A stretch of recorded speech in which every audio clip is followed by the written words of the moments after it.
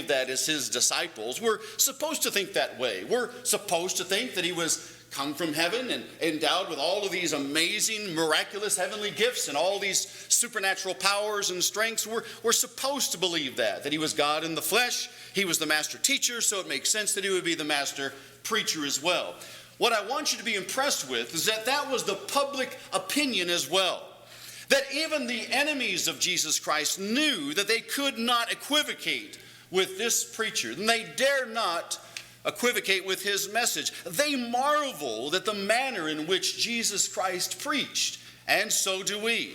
Remember Nicodemus, he didn't say, I think or I know. He says, we know, all of us Pharisees, we know you are a preacher.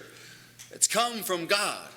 And when the officers went out to capture Jesus, and they had to give an accounting for whether or not they brought him back or not, whether or not they had him in hand, and they brought him back, and they said to the soldiers that went out to get him, where is he? We sent him out to go get you, to go get him, and you've brought him back, and he's not here. Where is he? And they all in unison said, you can almost see them standing there, shaking their heads, that no man ever spoke like this man.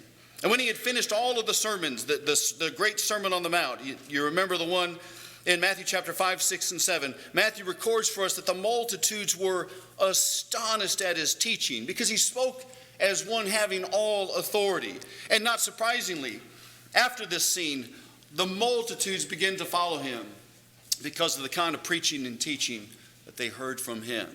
And about a third of his preaching and teaching consisted of parables. And a parable, as we've wanted to define it over the years, is an earthly story with a heavenly meaning. It's a short, practical, applicable story. And by definition, it literally means to lay alongside something else that maybe you know, like farming or fishing or agriculture. And so a good preacher like Jesus would take what they knew, like fishing or farming or something, and lay it alongside something that he was trying to teach them that they otherwise did not know.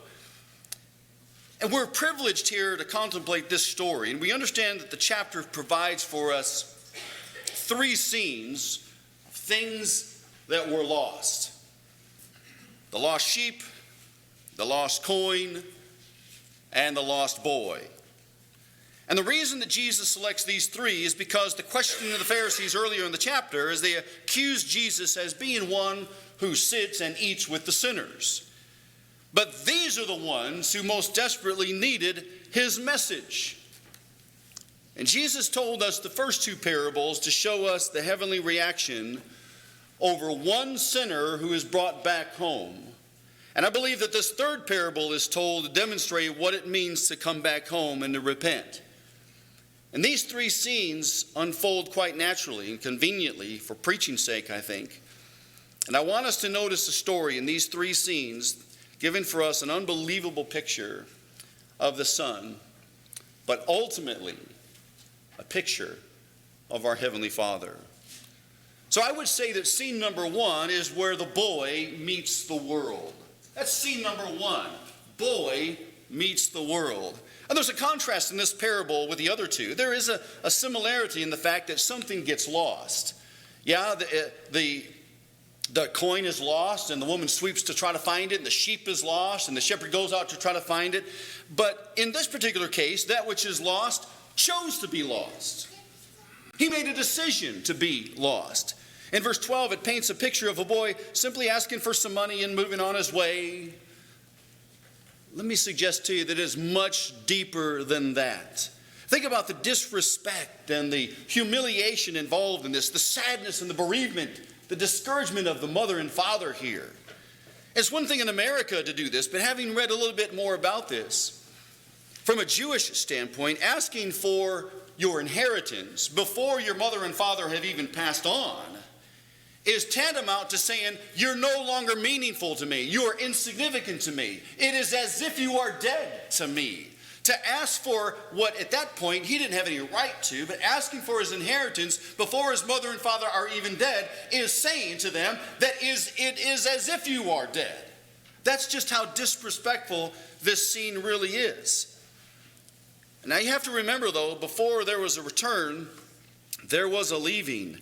And this scene here is one of sheer heartbreak It's very easy for us to read through this scene in just a matter of seconds and miss the fullness of the devastation that is taking place here, the disruption of the family, and in some ways maybe even that community.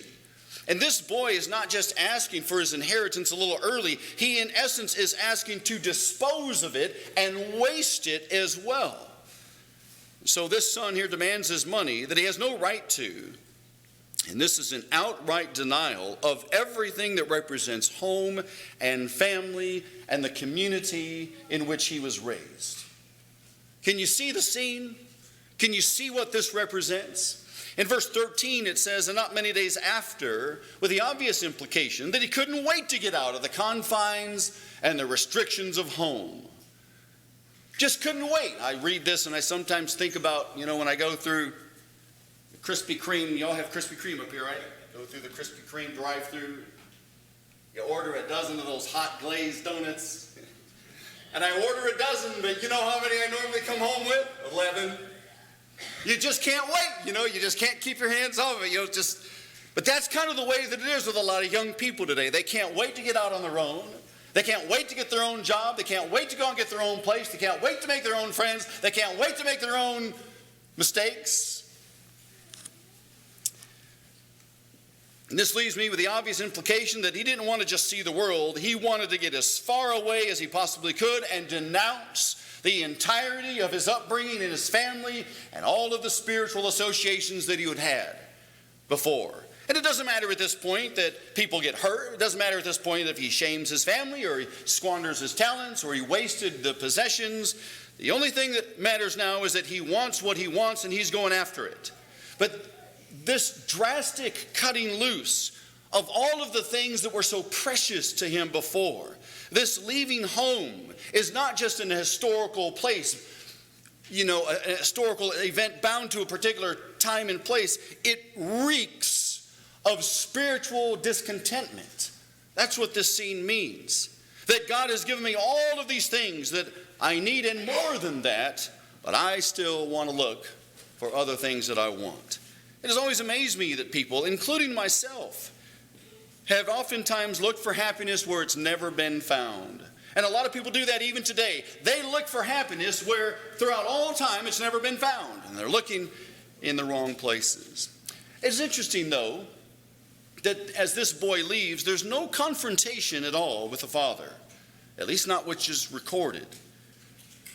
The father does not constrain the boy to stay. He doesn't try to speak some logic into him. He doesn't try to bind him and keep him at home. But without question, even though his heart is breaking, he lets his son go away. And even though our Heavenly Father's heart was breaking, he let his son go away. But this scene of boy meets world, this is an ugly, ugly scene that is unfolding before us. In verse 13, it says he gathered his things together and he journeyed to a far away country and he wasted his possessions with prodigal living. The word prodigal does not mean that somebody took their things and they just went on a faraway journey and traveled around. I think when I was little, I thought that's what the word prodigal means, the prodigal son. He traveled around a while. The word prodigal means that he wasted the things that he was given, and he wasted them on things that did not matter. And the figure here is almost of a man reaching down and grabbing a handful of sand and then just letting the sand filter right through, sift right through his fingers. And this boy here had spent all of the money on things that don't matter, things of the world. And there's a real sense of all of us becoming prodigal children when we squander all of the things that we have been giving, our talents, our time, our opportunity, on things of the world. Boy meets world. And he found out that the world is not only wasteful, it doesn't satisfy. The world can't satisfy. Augustine said it best, "My soul is pained, nor can it be at rest until it finds rest in thee." He later described man as being created with some sort of hole in his gut that must be filled with fulfillment and satisfaction, but stuffing dollars and fortune and fame and power and that kind of pleasure never ever fills that void. And if you allow me just to suggest something to you, that what you perhaps already know, is that you will never, and this goes for you younger people and you older people alike, you will never, ever be satisfied until you have satiated your appetite with the hungering and the thirsting for righteousness. There is no satisfaction apart from that. The world enslaves. Notice verse 14 to 15. But when he had spent all that there was a severe famine in the land. He began to be in want. Then he went and he joined himself to a citizen of that country, and he sent him into the fields to feed the swine. This is a picture of enslavement. It is ironic to me that this boy thought about breaking away from home. I'm on my own now. I've got my freedom to do whatever I want to do. And in his search for freedom, you know what he found? Slavery. And all he ended up is being subject to bondage. And likewise, we will be tempted to remove the yoke of Christ. And at some time in your life, you might want to get away from the rules and the restrictions of Christianity. Anybody here like that today? You want to get away from the rules and the restrictions of Christianity. Well, just remember one thing, and please understand this. Once you remove the yoke of Christ, the only thing that will ever replace that is the yoke of sin and death. Don't ever forget that. So when boy meets world, he found that the world will disgrace you and not think a thing about it. Notice verse 15. The picture here is the boy is now feeding the swine. And he found out that when the whirlwind party was over and the dust has settled down, he found himself in the single most disgusting, dishonorable occupation a little Jewish boy could ever be in. Feeding the national symbol of filth. Can you imagine? Can you have possibly thought, could you have possibly seen where he started out and where he wound up? That's what sin will do to us. Boy meets world. Peter likens it to a dog vomiting and then returning to the vomit and licking it up again, or a pig having washed in the mud. He returns to the mud and the filth. Radio personality Paul Harvey tells us a very interesting story of how an Eskimo kills a wolf. The account is kind of grisly, but it kind of offers some fresh insight into the consuming, self-destructive nature of sin. First, the Eskimo coats the knife blade with animal blood, and he allows it to freeze. And then he adds another layer of animal blood, and another, until the blade is completely concealed by fresh, frozen blood. And next, the hunter fixes the knife in the ground with the blade up. So the butt end of the knife is in the ground, and the blade is up. And soon the wolf follows his sensitive nose to the source of the scent and discovers the bait.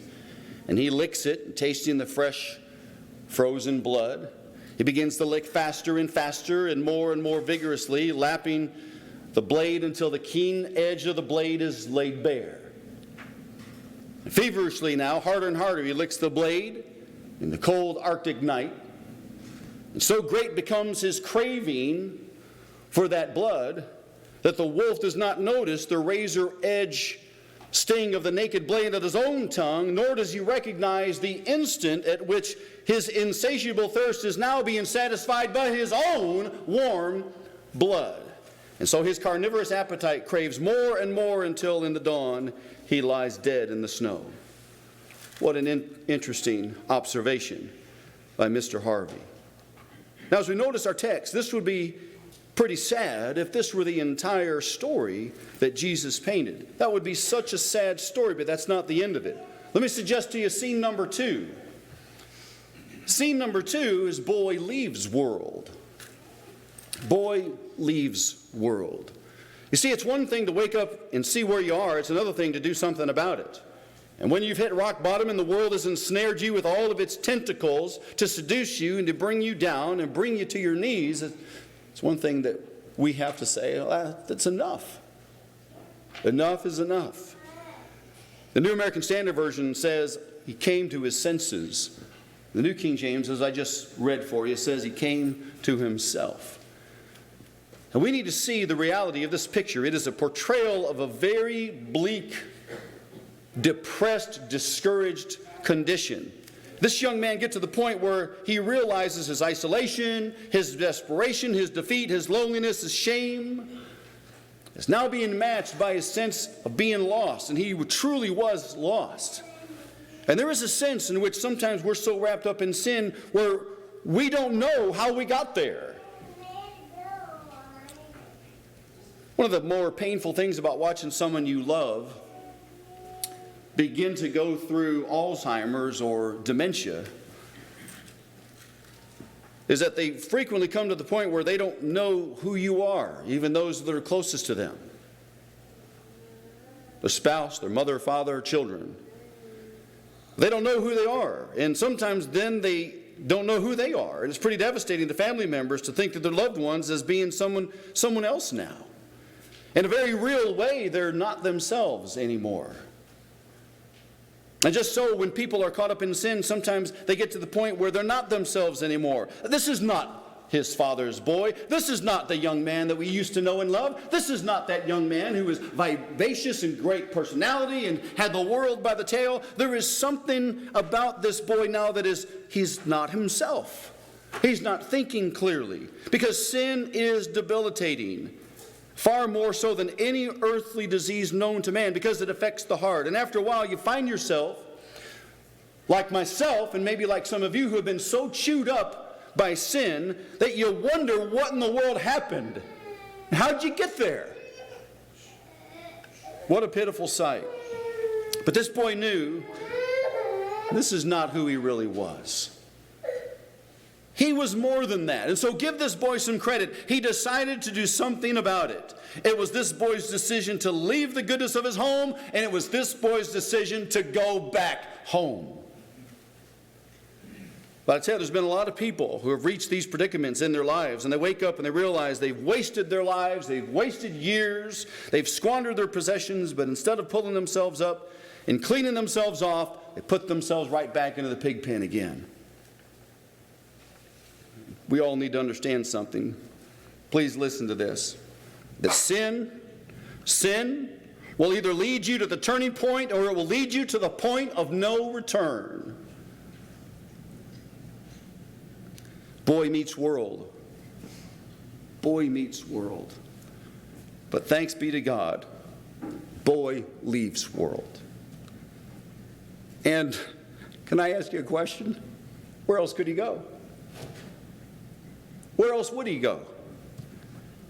I don't know how far of a journey this was. It seems kind of conclusive to me that it would have been maybe a several-day journey, and the leaving of a foreign country is just the beginning now of this long walk back home. And don't you know that he practiced what he was going to say to his dad every step of the way?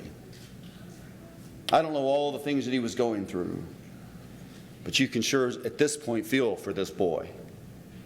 The boy leaves world, and notice he didn't offer any excuse whatsoever. Notice his prepared statement in verse 18 and 19. I will rise, I'll go to my father, I'll say to him, Father, I have sinned against heaven and in your sight. I'm no longer worthy to be called your own son. Make me like one of your hired servants. And when he gets to his dad, that's exactly what he says. He says exactly what he practiced he was going to say. Our nature is to blame anyone and everything. We see that every day in the political arena today. We see it every day in our society. Everybody wants to point the fingers and blame somebody else except for themselves. But this boy put the blame squarely on his own shoulders. He knew he was responsible for his own sins, his own transgressions. And he didn't say, I'm sorry, Dad, but I was young and impetuous. I'm just kind of exercising bad judgment. It's not the end of the world. I'm back home anyway. Just forgive me. I was just making a bad decision. Cut me some slack. Not this boy. This story is many things, but it's also a demonstration of the transformation that can take place when those of us who need to go back home, go back home.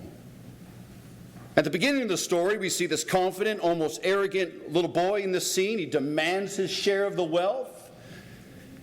And now you have a picture of this boy maybe beat up and chewed up from sin. Who knows what he looked like and smelled like, maybe emaciated now, crawling back all tattered and torn, begging that his family takes him back. And notice that he didn't have everything figured out on how things were going to work out or all the details in the end. That's sometimes what we want to do. We want to know how everything is going to work out in the end, rather than just surrender ourselves to God. He simply knew that he had to put one foot in front of the other, get on the road, and go back to the Father. Go back to his home. And so the lesson this morning, maybe for you, is go home. Go home while you still know the way and you still have time. Someone might say, well, I can't go home. Don't you know everything that I've done? Don't you know all the sins that I've committed? Don't you know where I've been? Don't you know the shame of it all?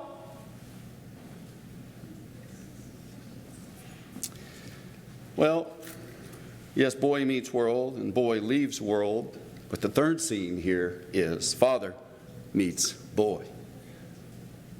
And the father is really the central figure of the story. There's another difference in the three parables in this particular chapter.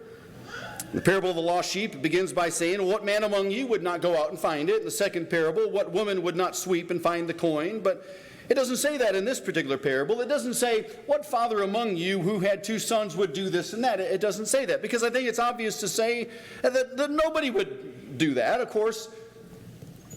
Or if they did, it would only be after the lecture. What's wrong with you, boy? Get over here. Didn't I raise you better than that? You've got some explaining to do.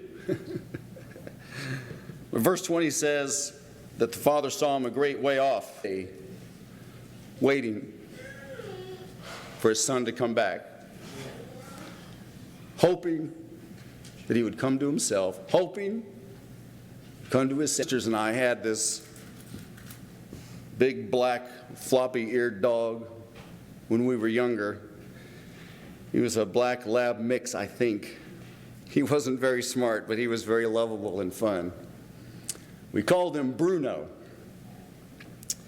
I don't know who gave him that name. I remember we were driving down the road in Harvey, where we grew up. And Bruno was in the back seat of our station wagon. And in those old day station wagons, you know, you had the seat in the back that faced out and that window could come down. And he jumped out that window. We were so mad at that dog. And we looked around for that dog, and we looked for a while. We went every place we thought maybe he had gone. We drove around the block for, seems like a couple of hours. We were mad, so mad at that dog. And we even said, I'm sure, my mom said, when we get back, I'm going to beat that dog and teach him a lesson. Well, an hour or two later, Mom or Dad, I forget which, called off the search. We went back home. And guess who was sitting on the front porch? Bruno. Waiting for us. Let me ask you a question. At that point, do you think we beat that dog?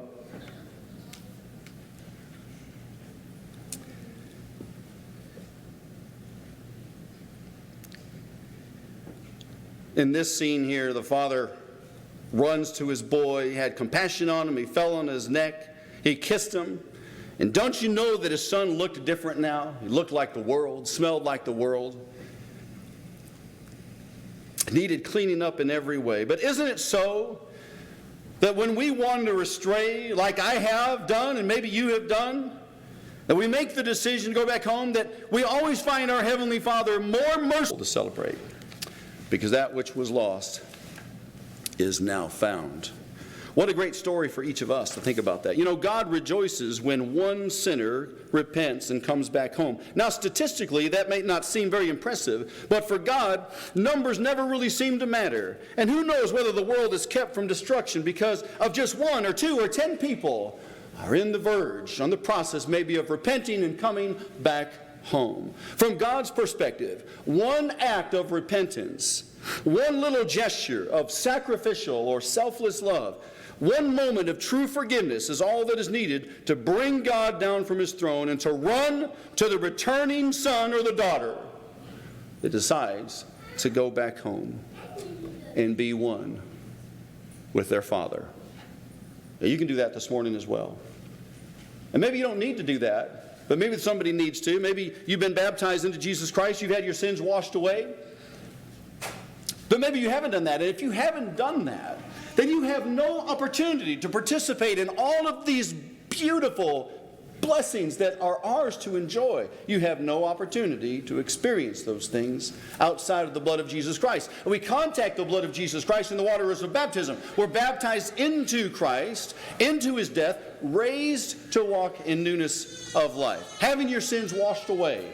Now, if you've done that, but you've drifted away, and you know you're not strong, your faith is weak, it can be made stronger. You can be made stronger this morning. I know for sure that these brethren love you and will pray with you and will encourage you to do what's right while you still have a chance, if we can help. But anyway, come to the front right now as we stand and sing.